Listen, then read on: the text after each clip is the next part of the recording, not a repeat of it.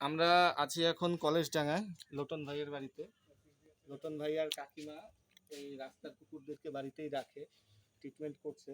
কুকুরটা পারবো, এটা দীপনাগ আছে, লোটন আছে, কাকিমা আছে, ভিডিওতে আছে হচ্ছে জিৎ, জ্যোতি আর শরিক, আর এদিকে রোহন। স্যালাইন চলছে বাচ্চাটার।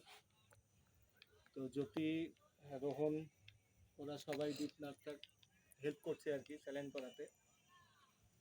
আর মিডিয়া পার্টনার আমি, ফেসবুকে পোস্ট করার দায়িত্ব শুধু আমার। তো আপনারা পাশে থাকুন। হ্যাঁ, অনেকে একটা যেই কথা বারবার বলার ভিডিওতে, ওই কথাটা এর আগে আমি বলেছিলাম, আজকেও বলছি, যে আমরা, এটা আমাদের প্রফেশন না। সবাই বা যারা এনজিও করে বা কিছু, বেশিরভাগই প্রফেশন না, তারা ভালোবাসার থেকে করে, আমরাও ভালোবাসার থেকে করি। তো নিজেদের ব্যক্তিগত লাইফ, নিজেদের সংসার, পরিবার, নিজেদের কাজ সামলে নিয়ে আমাদেরকে করতে হয় এই কাজগুলো। কিন্তু মানুষকে আমরা দেখেছি, তারা আমাদের উপর ব্লেম করছে যে আমরা কেন যাচ্ছি না, যে টাইমে যাচ্ছি না, 1 ঘন্টা পর যাচ্ছি, 2 ঘন্টা পর যাচ্ছি, বা সত্যি কথা বলতে সকালে বলছে বিকেল যেতে যেতে বিকাল হচ্ছে। কারণ দিনের বেলা সবাই কাজে ব্যস্ত থাকে, রাত্রে 8টার দিক থেকে 7টা 8টা 9টার থেকে ফাঁকা হয় সবাই, তারপর আমরা যাই কাজে।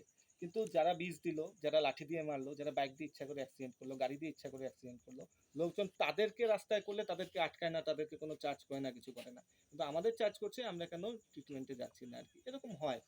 তো সেই সমস্ত লোকদের শুভবুদ্ধি হোক, ভালো চিন্তার উদয় হোক। তারা আমাদের অবশ্যই দোষারোপ করো যে আমরা কেন টাইম মতো যাচ্ছি না, আমরা যতটা পারি করার চেষ্টা করছি। তার সাথে সাথে তারা এদেরকেও দোষারোপ করুক যারা ইচ্ছা করে পশু করতে যাচ্ছে। এতটুকুই বলার ছিল, বাকি সব ঠিক আছে।